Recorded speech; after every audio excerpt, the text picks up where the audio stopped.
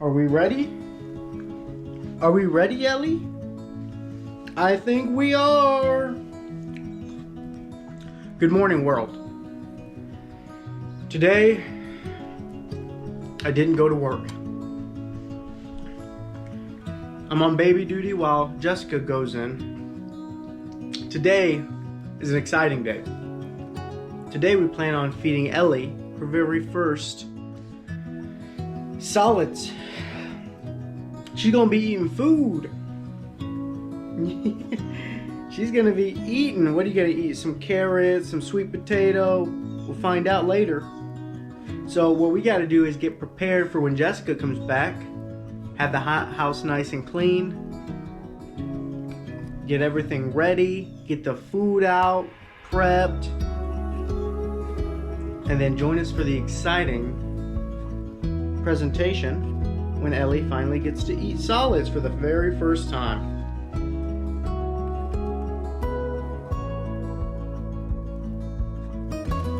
So your baby's eating for the first time.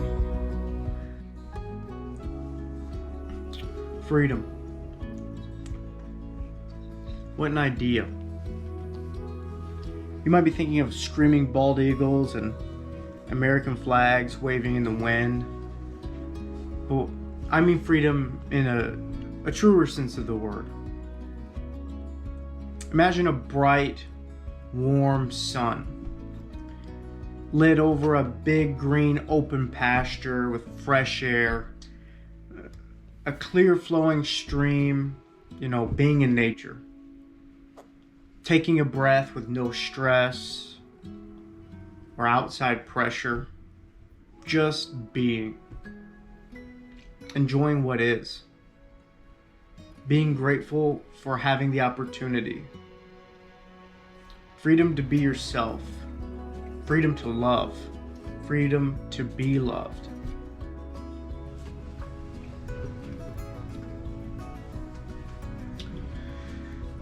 As Jess and I enter this new phase of our lives as parents, we come to this fork in the road. Not dissimilar to the same fork that I came to when I was graduating high school and I entered the workforce.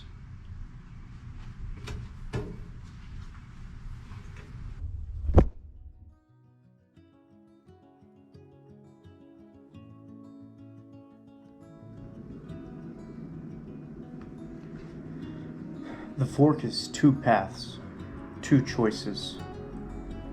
One is a trap, the ever alluring temptation to want more, to have bigger, better, nicer, more expensive things. More expensive than whose? That doesn't matter, just more. To toil away while your life passes right before your eyes, while your family's lives pass right before your eyes. And then one day you'll look back and you realized you were lied to. That lie the world tells you. The lies that you tell yourself. You know the lie. It's that feeling you get when you scroll through Instagram, when you scroll through Facebook and read comments and post comments, when you watch ads. For these reasons, I deleted my social media several years ago, shortly after I graduated.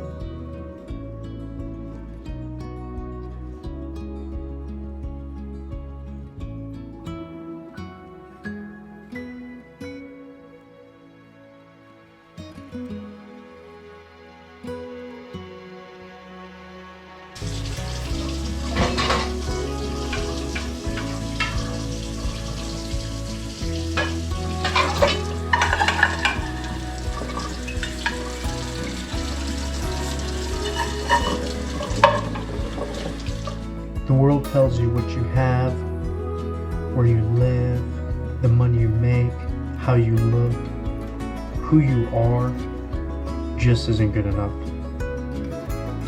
Then we start to believe it. And then we start to tell ourselves those very same lies.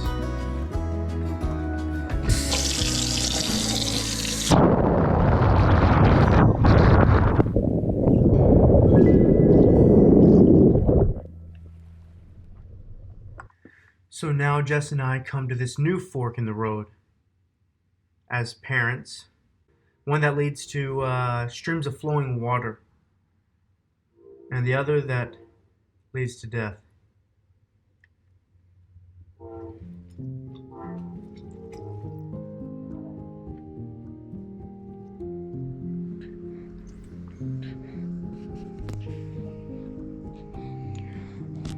Many people have an opinion on what we do with our child, how we ought to feed them, how we ought to clothe them, how we ought to educate them, how we should raise them. That's one side of an issue, but there's another side, and that's the inward pressure, the desire to make our child perfect, the best, better than we ever could be, all that we wish we were, and more.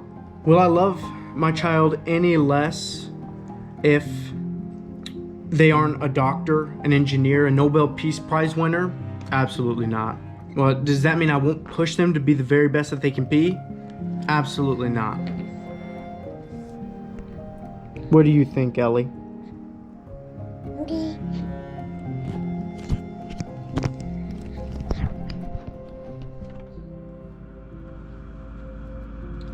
I need carrots. I think she's gonna be eating carrots for the first time today. You know, I've been learning to take a more scrupulous look at my intentions and my motives. Am I falling for the trap? Why am I feeling all of this outside pressure? This stress and anxiety? Are we falling for the lie?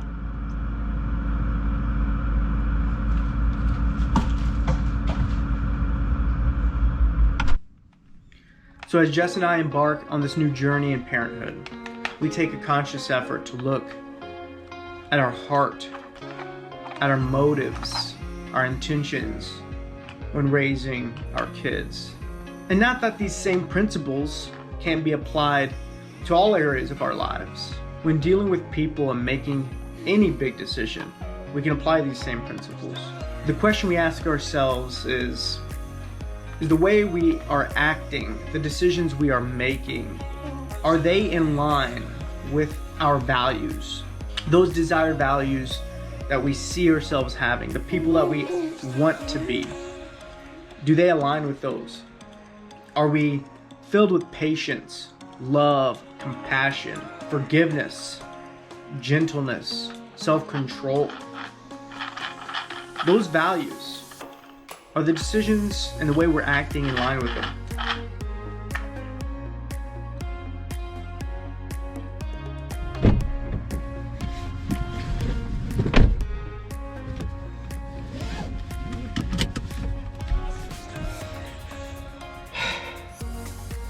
I can't control who Ellie becomes, what she grows up to do for a living, what her favorite ice cream is.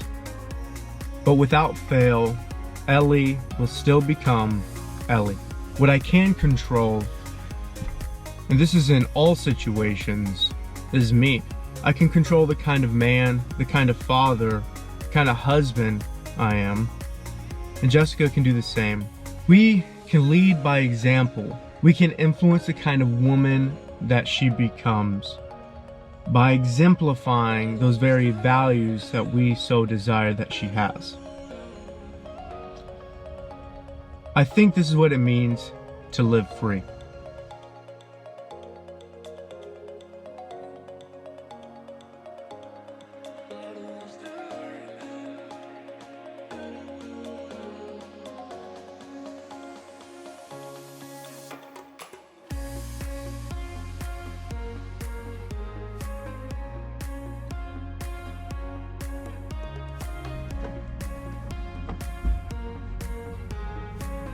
I thank God that I get to spend these years with my family and with Ellie. I'm absolutely grateful to be alive, to be able to experience these precious years with her, be around for all of the first times. And that's what I can do.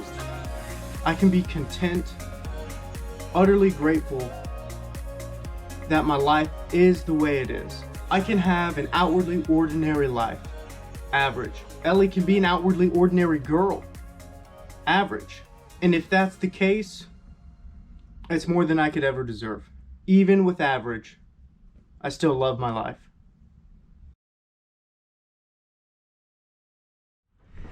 Look at you in the big girl chair. Oh, is Daddy being way too excited for you? What is that? What is this? Is this a bib?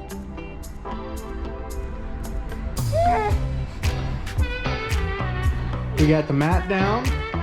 We got baby in her chair.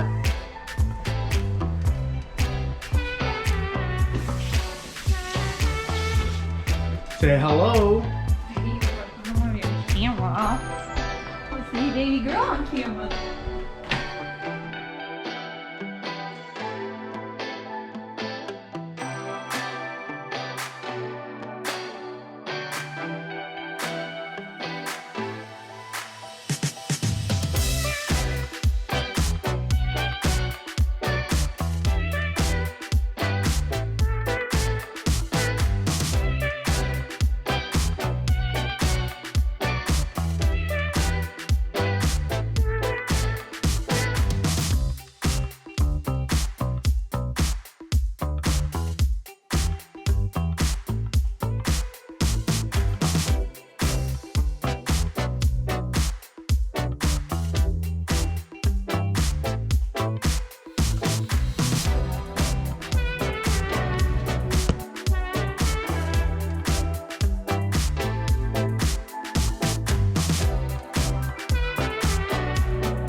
Are you trying to tell Daddy you like sweet potatoes?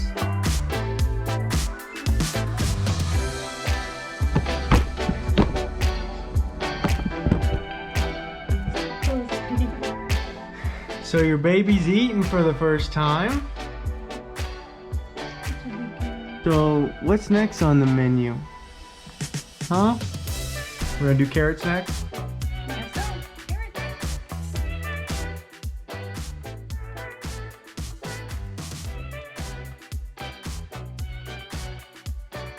I'm overwhelmed with the sense of freedom. Freedom from self. Freedom from the world. Freedom to love, freedom to forgive, freedom to be vulnerable. Freedom from taking myself too serious. Freedom from proving myself. No longer do I hold grudges. No more impatiently waiting in checkout lines. No more getting angry when somebody cuts me off. I ask myself, why do I have these emotions? What are my intentions? Am I the way I am feeling or acting in line with those values we talked about earlier? So I guess this is what I'm saying. I feel free to lead my family the way that they deserve. So I leave you all with this. Be content, live free, die happy. Say bye. Bye bye. Say bye, Ellie.